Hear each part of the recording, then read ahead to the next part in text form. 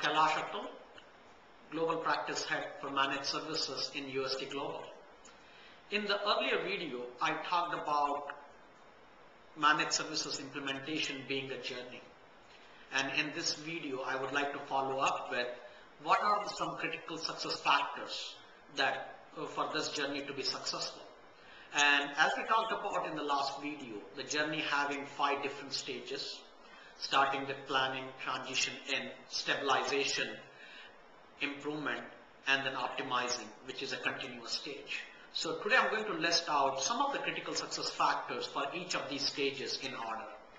So, and again, I believe these critical success factors are very important because as you understand, managed services engagement model is a paradigm shift for many of the IT organizations, and we are trying to do a lot of new things, so it requires certain clarity around some of the new concepts and some of the new things that are going to be leveraged in this journey.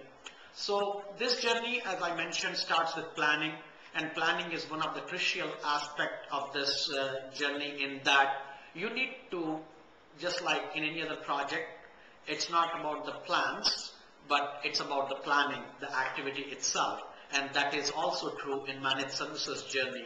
So during planning, I would strongly suggest that you take some time to baseline the scope, baseline the work volumes of which you are asking your service provider to provide a service on. And that's a critical success factor.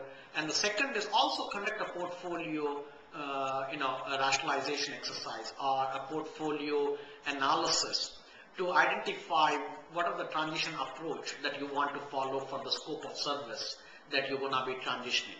So those are the 2 things I would definitely recommend doing in planning stage. During transition in, which we all know is the most complex and also one of the most important activity in this journey. And besides the knowledge management and knowledge acquisition being a critical factor there, or being a critical activity, I also suggest that you as an IT service consumer and a service provider should focus on definition of the processes, because standardization of the processes is where we're going to get productivity improvements in the later stages. And this is most often overlooked activity. So I strongly believe that there should be enough time spent on standardization of the processes, because standard processes can allow you to define clear metrics that you can then later measure on. So that's during transition in, one of the critical success factor.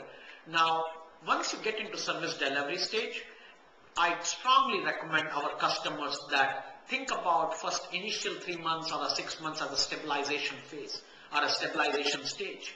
Not that you want to extend transition in, but during stabilization, you want to take some time with increased management oversight to optimize the delivery model, optimize the operating model, and also take some time to baseline the scope that you have outsourced, baseline the service levels that you are being reported on, and then go back to your planning phase baseline and compare, because it's a very critical exercise, and I want you to look very closely into it and devote some time from your IT organization as well as on service provider side. And once you get to improvement stage, that's where your continuous improvement starts. So definitely one of the tool there is the root cause analysis. So have an exercise, have institutionalized root cause analysis. Very often I see that's a reactive measure taken by organization, but we want it to be proactive. So institutionalize it, definitely at minimum for severity 1 and severity 2 incidents. Make sure that this exercise is conducted often, or in most cases conducted every time. And because that's where you're going to get your productivity improvement ideas, and recurring fixes can be fixed, and you're going to avoid most of the recurring calls.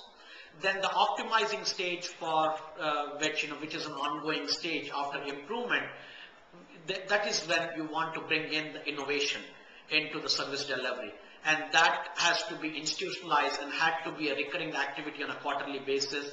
We at UST Global call it a structured innovation, because it is driven by a methodology and has some structure around it.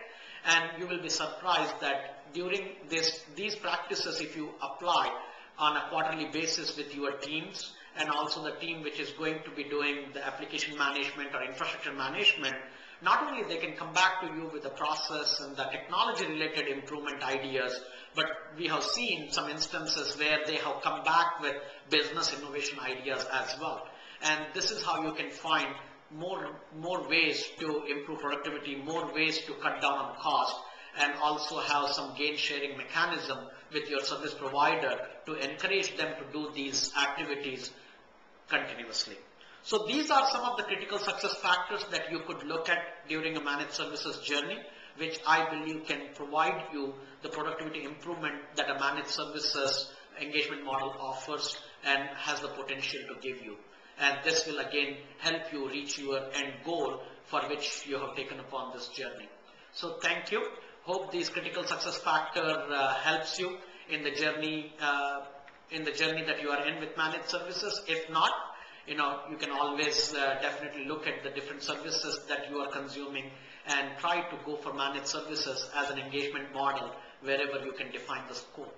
Need more information? Please look me up on LinkedIn or reach out to me at www.ust-global.com. Thank you.